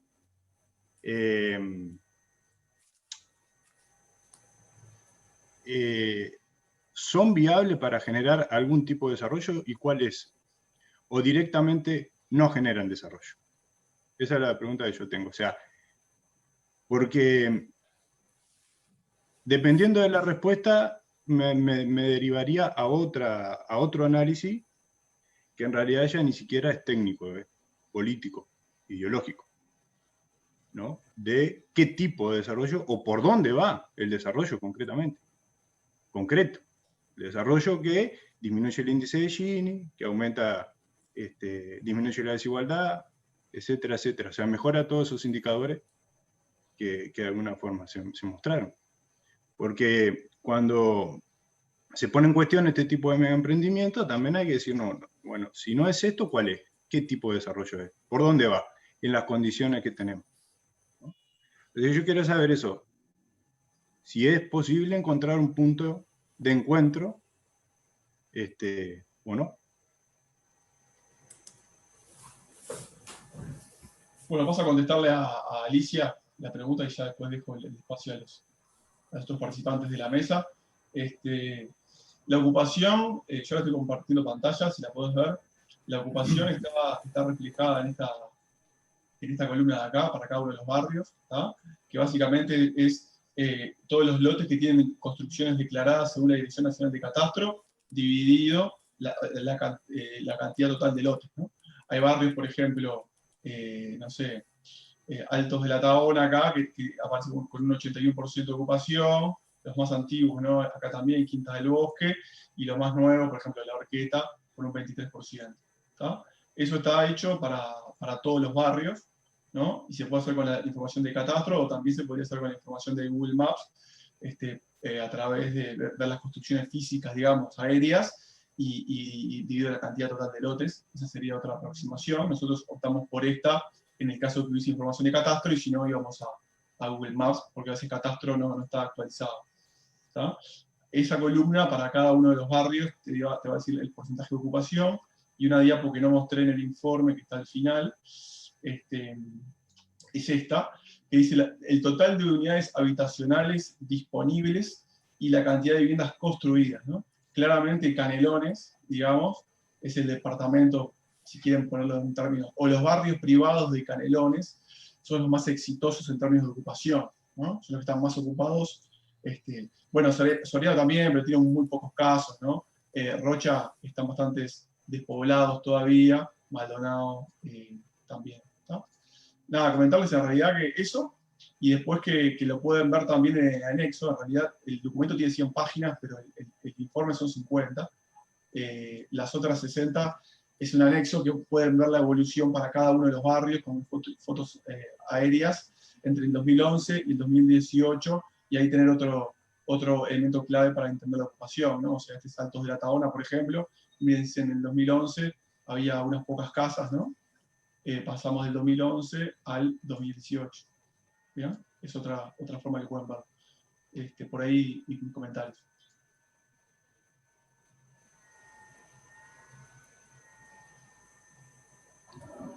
Muchas gracias. No sé si alguno de los demás expositores quiere responder las preguntas. Sí, Alberto, no sé, creo que te habían dicho algo. Una pregunta. Sí, ahí recojo el guante. Bueno, en primera instancia no. En la Argentina hoy no hay un claro desincentivo a las urbanizaciones cerradas, porque no está en la agenda pública nacional esto. Como les digo, en el antiguo gobierno nacional, en la gestión anterior de Macri, y también en parte de los últimos años de Cristina, gran parte de los proyectos estatales de urbanización contemplaban y permitían el financiamiento del Estado a urbanizaciones cerradas. Ciudadanos y ciudadanas que quisieran construir dentro de este tipo de emprendimiento. Entonces eso claramente muestra un sesgo en la acción estatal. Vuelvo a decir esto porque es importante. Parte de esto está en un trabajo que está en línea, si quieren, fue mi tesis de grado en su momento, que se llama Como una gran pecera, que es la tesis donde evaluamos la experiencia del primer pueblo privado de Mendoza. Y bueno, el título forma parte de una de las entrevistas a alguien que trabajaba allí, que se volvió como una gran pecera. Y el caso de Mendoza, cuando hablaba con lo que compite, a ver, cerca de los barrios populares, el terreno es mucho más barato. Entonces, se los agrega adentro, sino que generalmente se va costeando o se ponen enclaves cerca, con el principal argumento y la principal razón de que allí el suelo es mucho más barato. Porque ahí también hay una acción del Estado, porque luego hay que llevar los servicios allí, luego hay que hacer autopistas mucho más veloces para garantizar la seguridad y el rápido transporte de los que habitan en la periferia, en esta periferia de élite, digamos. Entonces, aquí hay un elemento muy importante que no tenemos que saltear, que es el tema de la acción del Estado, de los estados. Vuelvo a decir, y es muy complejo en la actualidad. Digo, recojo también esta pregunta de un punto intermedio. Y claro, muchas veces es complejo, y más en una situación de crisis económica que venimos atravesando hace mucho tiempo y sumado ahora con la pandemia, la posibilidad de algún emprendimiento económico, sea agrícola, sea industrial o inmobiliario, ningún intendente, ninguna autoridad lo va a desaprovechar. Ahora, ¿podemos dar una mirada intermedia? Yo no hablaría de miradas intermedias, sino, primer punto, en la definición de este tipo de proyectos, primero, ser conscientes del impacto.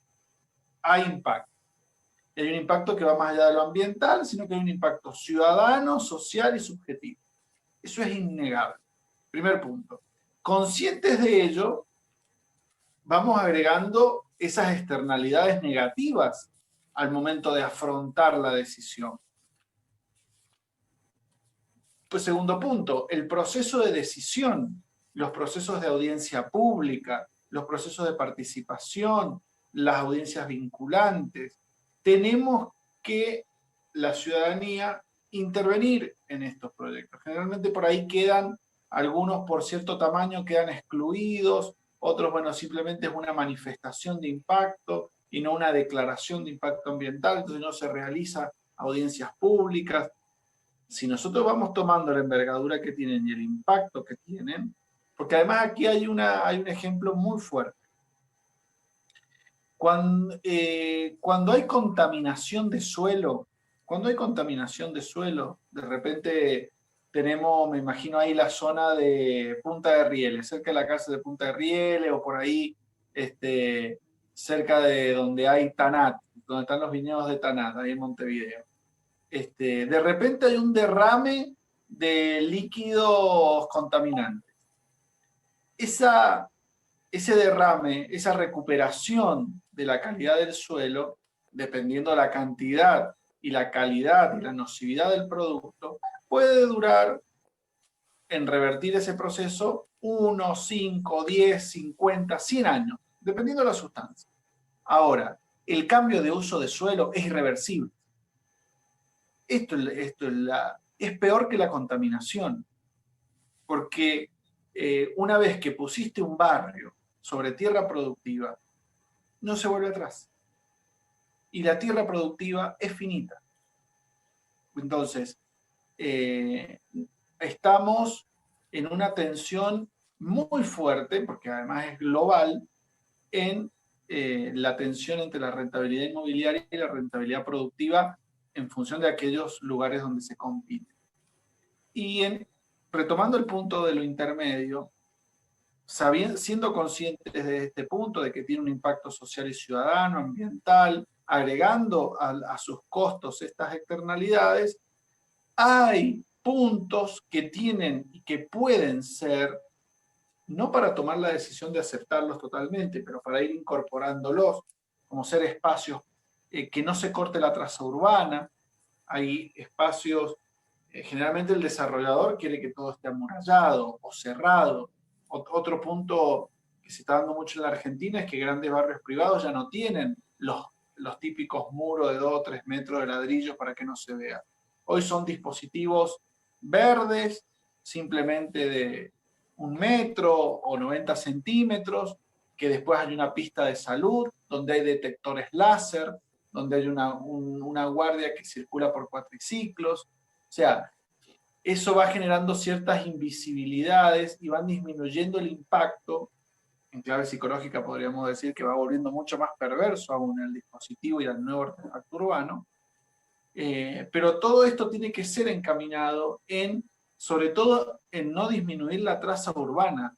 Cuando un vecino que antes podía atravesar de una punta a la otra, ahora por el enclave, tiene que hacer toda una vuelta más, con mucho más kilómetros, mucho más huella de carbono, mucho mayor impacto en su economía, en definitiva, esas son cosas que en el proyecto se pueden ir ajustando. Hay proyectos que están listos para ser abiertos, digamos, porque nunca cortaron las calles entramadas, entonces pueden llegar a ser abiertos tomada una decisión. Hay proyectos que no, que ya se concibieron de cierta manera, y si uno dijera ahora, bueno, hay que abrir los barrios privados, no podría hacerse. Entonces, uno puede ir definiendo e ir teniendo ese tipo de negociaciones. Y bueno, finalmente sí he sido testigo de intendentes que han prohibido por 1 año o por 2 años la instalación y la aprobación de barrios privados en un municipio. Eso es absoluta potestad, que la tiene un intendente por decreto y que la tiene un consejo deliberante por su acción. Bueno. Sí, Jorge, y cerramos porque tenemos el inconveniente de con el protocolo del COVID y demás, en cualquier momento nos apagan la luz y el internet y demás. No, lo sé, y voy a ser bien breve simplemente para no dejar a lo que Alicia preguntó sin responder. Alicia, con respecto a lo de enclave, ¿no? La idea es que un enclave, en este caso así concebido como lo planteé, es lo opuesto a un polo que genera desarrollo. Un enclave es la localización de la empresa y poca cosa más alrededor, ¿no? Entonces, que claramente no es invisible, es un mastodonte ahí que tiene incluso mucha significación simbólica también, pero sí es un modelo de enclave. Y con respecto a lo del derrame, está bien, estoy de acuerdo contigo. Coincidimos en que la idea de derrame está perimida, ¿no? Nadie más la acepta. Pero sigue teniendo un efecto práctico. De hecho, detrás de este modelo de desarrollo, que es un modelo de desarrollo neodesarrollista, donde el Estado vuelve a jugar un papel en el desarrollo como en los 60, pero ahora facilitando la inversión privada y generando todos los dispositivos jurídicos para que eso se dé. Hay autores que sostienen que hay un fuerte componente neoliberal ahí. Aún en el marco de gestiones de izquierda, digamos, que no necesariamente tiene que ser una orientación política neoliberal para llevar adelante este tipo de políticas. Y ese debate es interesante porque la cuestión deja de ser izquierdas o derechas, ¿no? Pasa a ser cuál es el modelo de desarrollo. Está bien, un modelo de desarrollo subordinado porque dependemos de las inversiones, y es un poco también lo que decía el compañero Mijail. Entonces, ¿qué? ¿Rechazamos las inversiones porque no generan desarrollo? Yo creo que, yo no voy a decir, lo del punto intermedio a mí no me parece, lo que sí me parece es darnos debate sobre el desarrollo. El desarrollo no siempre es bueno, el desarrollo puede no serlo. Entonces discutamos modelos de desarrollo, eso sí. Eso era lo que quería comentar. Gracias. Ahí me permito seguir la línea de Jorge que se me había pasado. Con eso coincido totalmente. Discutamos el desarrollo y, a ver, yo puedo llegar a una villa, a un barrio popular, a una villa, a un asentamiento, y viene un narco y ofrece la venta de droga y que va a ser rentable y que le va a poder dar dividendos a una familia y que le puede traer mayor ingresos a ese barrio. Y uno puede decir, no, de ningún modo. Y bueno, ¿y qué hay para ofrecer? ¿Qué haríamos si no es esto? Ah, bueno, nada. Entonces aceptaríamos eso. O sea, la no construcción de alternativas no da lugar a otra cosa. Porque si no nos encerramos nosotros mismos discursivamente y mentalmente en eso.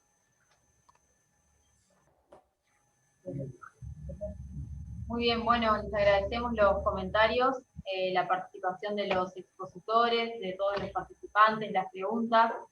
Vamos a poder seguir el intercambio en la próxima jornada, en la próxima charla de la semana que viene, jueves 10 a las 18 horas, también va a ser virtual.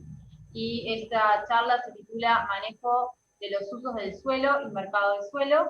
Así que bueno, ya les dejamos planteada la invitación para todos y todas. Estará circulando el enlace para conectarse en los próximos días. Muy bien. Bueno, muy bien, muchas gracias. Saludos. Bueno, saludo a todos, excelentes presentaciones. Un éxito las jornadas del CENUR. Bueno, muchas gracias, Manuel. Esperemos tener prontamente el video. Totalmente de acuerdo. Gracias por el convite. Un abrazo. Chao. Chao. Chao, hasta luego. Pasen bien. Gracias. Gracias, Jorge. Gracias. Chao, gracias a ustedes. Saludos.